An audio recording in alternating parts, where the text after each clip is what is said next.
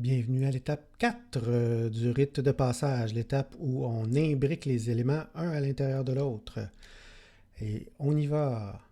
On va commencer par regarder quel est le résultat de ce qu'on veut faire. Donc on s'en va dans Résultat et on regarde à la fin, c'est un petit formulaire avec une liste déroulante, une liste dans laquelle je peux choisir un élément parmi, en l'occurrence, 7 éléments. Voilà, et pour faire ça, on va faire ça dans l'étape 4, mais avant, on va s'arranger pour que ça soit l'étape 4 qui soit affichée à la place de l'étape 3. OK, en sauvegardant, on devrait avoir une belle page vide et on va pouvoir commencer. Donc, on commence avec la balise Form. Donc, ça va être cette fois-ci la balise Form. On va descendre, on va monter un petit peu haut, j'ai pas grand place, c'est pas plus grave que ça, on continue. Form est égal à document, on commence à être habitué, .create element, entre parenthèses, form, point virgule, et finalement, et ensuite app.appendChild de form. Okay, ça, c'est la façon qu'on l'a fait depuis le début. Et vous avez remarqué que c'est presque toujours la même chose. On commence par créer un élément et ensuite on l'ajoute à une balise quelconque, en l'occurrence app depuis le début. Il y a moyen de rendre ça un petit peu plus concis, si on peut dire. C'est-à-dire, il y a moyen de faire ça en une seule instruction. Pour faire ça, ce qu'on va faire, je vais la faire, après ça, je vais l'expliquer. On va faire form est égal app.appendChild et entre parenthèses, on va mettre notre document createElement form. Et la deuxième ligne, maintenant, on n'en a plus besoin. Et voilà. Et là, ce que ça fait, c'est que ça tente de faire un appendChild de quelque chose. Et pour être capable de faire ce appendChild-là, il doit exécuter avant tout le document.createElement. Et le appendChild retourne l'élément qui a été créé, justement, c'est ce que fait le appendChild. Donc, on peut le mettre lui-même dans la variable form. Au lieu de continuer de faire complètement de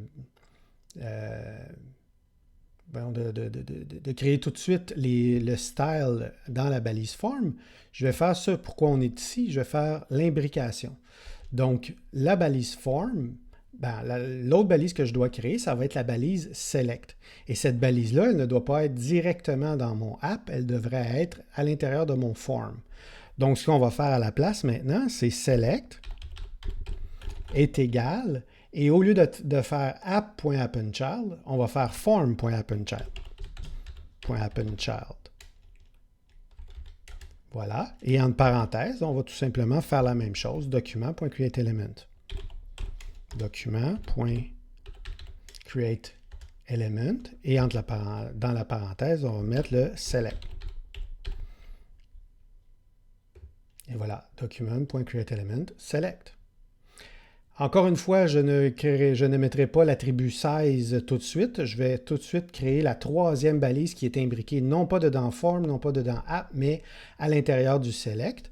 Donc, la balise va s'appeler option est égal à select.appendChild et ça va toujours être le même pattern. On choisit la balise dans laquelle on veut que notre nouvelle balise se retrouve, .appendChild, et ensuite à l'intérieur des parenthèses, document.createElementById. Document.createElement pas createElementById, mais seulement createElement. Et cet élément-là s'appelle option. Et voilà, createElement option. Et là, on va tester, voir qu'est-ce que ça donne, voir si ça donne ce qu'on veut à l'intérieur de l'interface. Donc, on a un menu qui est vide. Évidemment, il va falloir le continuer, il va falloir rajouter ce qu'on a besoin de rajouter. Notamment, au lieu d'être un seul option, on va avoir besoin d'en avoir 7. Ça ne sera pas plus grave que ça. On a juste à les copier-coller. OK? Mais on va quand même regarder à l'intérieur de notre code, notre div app, on a une balise form, dans laquelle il y a une balise select, dans laquelle il y a une balise option. C'est effectivement ce qu'on a besoin d'avoir. Et à partir de ce moment-là, on peut tout simplement faire ce qu'on a fait dans les trois autres étapes. On va rajouter les éléments, on va rajouter les styles, par exemple, à notre élément, à notre balise form. Donc, form.style, c'est quoi qu'on a besoin? Le border et le padding. Donc, border est égal, et entre guillemets, je vais mettre, juste pour être sûr de ne pas me tromper, il ne faudrait pas que je choisisse le mot border, je vais faire un petit copier-coller, copier, et je vais le coller à cet endroit-là, point virgule à la fin. Ensuite, tiens, je vais faire une petite copie, style padding, et à l'intérieur de mon padding, je vais mettre un EM. Un EM. Voilà, on teste ça, on sauvegarde, j'ai effectivement ma bordure avec un petit padding. Le select, je vais faire un saut de ligne pour faire une différence entre chacune des balises. Donc, le select, qu'est-ce qu'il y a à l'intérieur du select? Il y a seulement l'attribut size est égal à 7. Donc, select.setAttribute, entre parenthèses, size, entre guillemets, 7 comme valeur. Okay? En l'occurrence, j'aurais pu mettre le chiffre 7, il aurait été, avant d'être ajouté, il aurait été transformé en chaîne de caractères. Mais comme c'est au final une chaîne de caractères, je préfère tout de suite mettre la chaîne de caractères. On sauvegarde, on regarde ce que ça donne. Ça donne à peu près la même chose, mais comme il n'y a aucune option, on ne voit rien, absolument rien pour l'instant. Donc, ce qu'on va faire, on va rajouter notre première option. Notre première option qui sera l'option du dimanche. Donc, qu'est-ce qu'il y a? Il y a deux affaires à rajouter. Il y a notre texte et notre attribut value. On va commencer par l'attribut value. On va y aller dans l'ordre qui est visible. Donc, option.setAttribute. Donc, setAttribute de value, virgule. Et la valeur, ça va être quoi? Ça va être des IM. Point virgule. Et là, on va voir ce que ça va changer dans notre interface. Oh, je n'ai pas changé. Il y a un élément qui est, mais il n'est pas encore apparu parce que je n'ai pas rajouté le mot dimanche. Option.innerHTML. .innerHTML est égal à dimanche.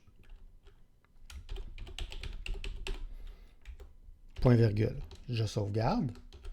Et vous voyez, j'ai comme option dimanche.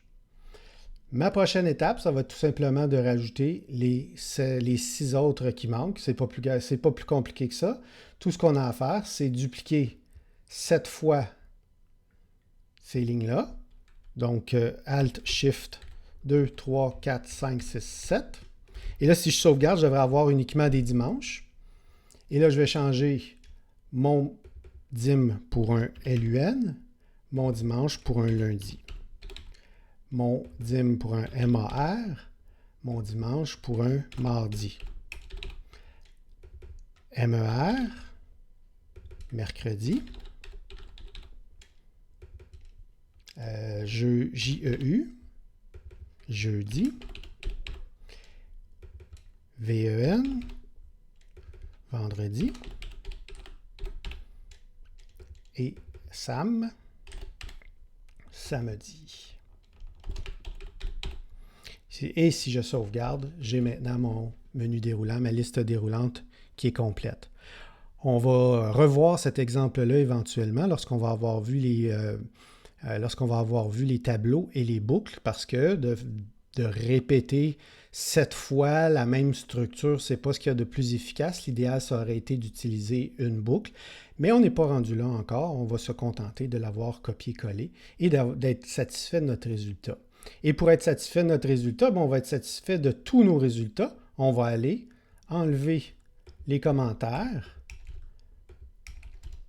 pour chacune de nos étapes.